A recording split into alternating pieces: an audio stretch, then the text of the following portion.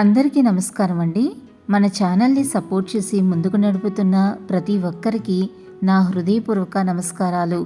ముందుగా మన ఛానల్ని ఎవరైనా ఫస్ట్ టైం చూస్తున్నట్లయితే మన ఛానల్ని సబ్స్క్రైబ్ చేసుకుని లైక్ చేసి షేర్ చేయండి. అలాగే ఓం సాయిరామ్ అని ఒక చిన్న కామెంట్ చేయటం మర్చిపోకండి.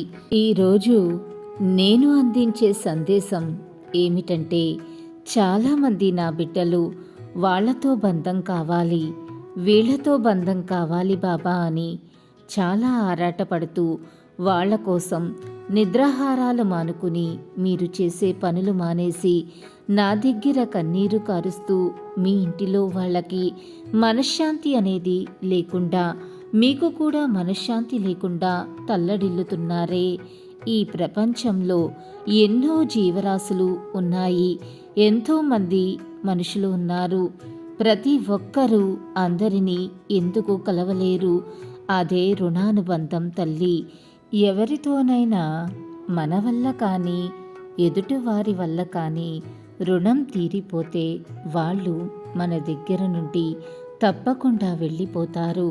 ఈ సత్యం మానవుడికి తెలిసిన మళ్ళీ మళ్ళీ అదే దుఃఖంలోకి వెళ్ళటానికే చూస్తున్నాడు. ఎవరైనా సరే, అది బంధమైనా జంతువైనా బయట వ్యక్తులైనా, నీతో కనుక రుణం తీరిపోతే వాళ్ళు నీ దగ్గర నిలవజాలరు తల్లి. ఎంతో రుణానుబంధం ఉంటేనే ఇతరులతో పూర్వజన్మలో మనకు గల రుణానుబంధాలు తీర్చుకోవటానికి మాత్రమే ఈ జన్మలో భార్యగా, భర్తగా, సంతానంగా, తల్లిదండ్రులుగా, మిత్రులుగా, నౌకర్లుగా, ఆవులు, గేదెలు, కుక్కలు, ఇలా ఏదో ఒక రకమైన సంబంధంతో మనకి తారసపడుతూ ఉంటారు. ఆ ఇచ్చిపుచ్చుకునే రుణాలు తీరగానే దూరం అవటమో మరణించటమో జరుగుతుంది.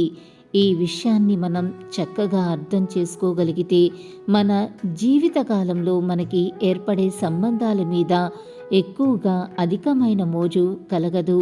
ఇతర జీవులతో మన రుణాలు ఎలా ఉంటాయి అంటే, మనం పూర్వజన్మలో ఒకరి నుంచి ఉచితంగా ధనం కానీ వస్తువులు కానీ తీసుకున్నా, లేదా ఉచితంగా సేవ చేయించుకున్నా ఆ రుణం తీర్చుకోవటానికి ఈ జన్మలో మన సంపాదనతో పోషించబడే భార్యగా, సంతానంగా, మనతో సేవ చేయించుకునే వారిగాను తారసపడతారు.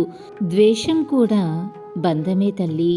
పూర్వజన్మలోని మన మీదగల పగ తీర్చుకోవటానికి మనల్ని హింసించే యజమానిగా లేదా సంతానంగా ఈ జన్మలో మనకి వారు తారసపడుతూ ఉంటారు.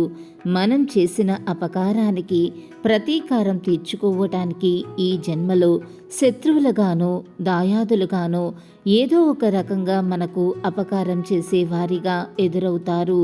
మనం చేసిన ఉపకారానికి బదులుగా ఉపకారం చేయటానికి ఈ జన్మలో మిత్రులుగానో సహాయకులుగానో ఎదురవుతూ ఉంటారు. ఉదాహరణకు ఒక జరిగిన కథ చెబుతాను, శ్రద్ధగా విను తల్లి. కొల్లూరులోని మూకాంబికా తల్లి ఆలయం దగ్గర అడుక్కునే ఒక కుంటి బిచ్చగాడు ఉండేవాడు. వాడు ఎప్పుడు ఉదయం 6 నుంచి రాత్రి 10 గంటల దాకా గుడి పక్కన బిచ్చం అడుక్కుంటూ ఉంటూనే ఉండేవాడు. ఈ వృత్తిలో నెలకి 10,000కు పైనే సంపాదించేవాడు. కానీ తన సౌకర్యవంతమైన జీవితం గడిపితే బిచ్చం వెయ్యరని సాధారణ జీవితం గడుపుతూ రోడ్డు పక్కన ఎవరి పంచలోనూ పడుకుంటూ మూకాంబికా తల్లి ఆలయంలో పెట్టి ఉచిత భోజనాన్ని తింటూ చిరిగిన దుస్తులను ధరిస్తూ ఉండేవాడు. తనకి వచ్చేటటువంటి సంపాదనతో తన 2 కొడుకులను మంచి ఉన్నత చదువులను చదివిస్తున్నాడు. ఒకసారి మూకాంబికా తల్లి దర్శనానికి వచ్చిన ఒక మహానుభావుడు ఆ బిచ్చగాడిని చూసి ఇలా చెప్పాడు. పూర్వజన్మలో ఇతను 2 వ్యక్తుల దగ్గర డబ్బులు తీసుకుని వాళ్ళు చాలా బాధలో ఉన్నప్పుడు ఇతను ఇవ్వగలిగే స్థితిలో ఉండి కూడా ఇవ్వలేదు. అందుకే ఈ జన్మలో తాను కష్టపడి సంపాదిస్తూ ఉన్నా తాను బాధలు పడుతూ వాళ్లను చదివిస్తూ వాళ్ల రుణాన్ని తీర్చుకుంటున్నాడు. అంతేకాక మనకు తెలిసి తెలియక చేస్తున్న చిన్న చిన్న తప్పులు కూడా మనకు బంధాలు అవుతాయని నిరూపించే ఒక చక్కటి కథ తల్లి. ఒకసారి గురువుగారు తన శిష్య బృందంతో కలిసి తీర్థయాత్రలకు బయలుదేరుతూ మార్గమధ్యంలో ఒక అతిథి గృహం దగ్గర బసను ఏర్పాటు చేసుకున్నారు.